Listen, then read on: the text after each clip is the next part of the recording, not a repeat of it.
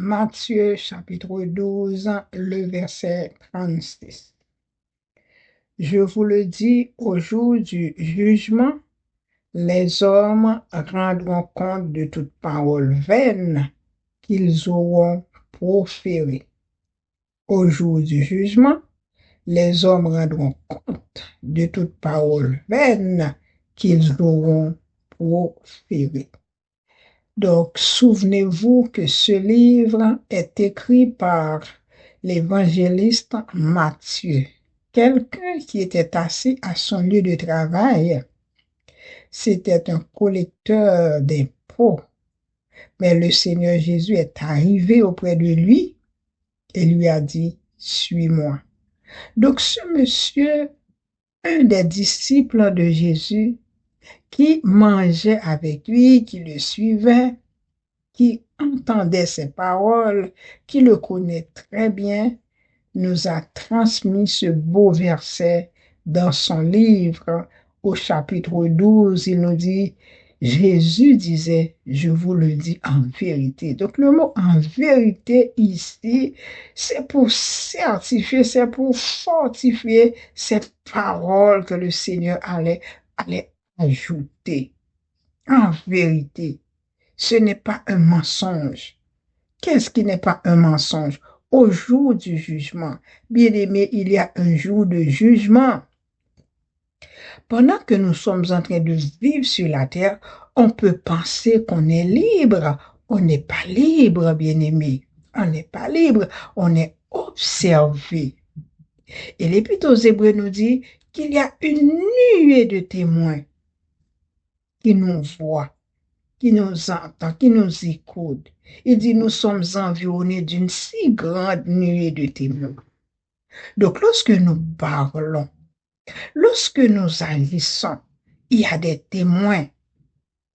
Le verset nous dit, au jour du jugement, il y a un jour où le Seigneur va juger tous les hommes qui existent sur la terre.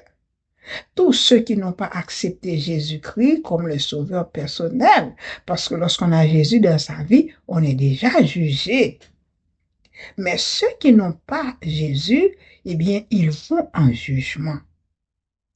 Et au jour du jugement, qu'est-ce qui va se passer? Ils vont rendre compte des paroles vaines. Qu'est-ce qu'une parole vaine? Une parole vaine, c'est une parole dépourvue de sens. Lorsqu'on parle, il faut dire de bonnes choses, des choses qui ont du sens, des paroles vaines qu'ils auront prononcées, qu'ils auront exprimées. Ils vont rendre compte, bien-aimés. Donc la Bible, la parole de Dieu nous dit comment nous devons parler. On ne peut pas dire n'importe quoi. En parlant, il faut dire de bonnes choses, des choses qui servent à l'édification, à construire, à bâtir. Et en parlant, il faut communiquer une grâce aux autres, aux personnes qui nous écoutent.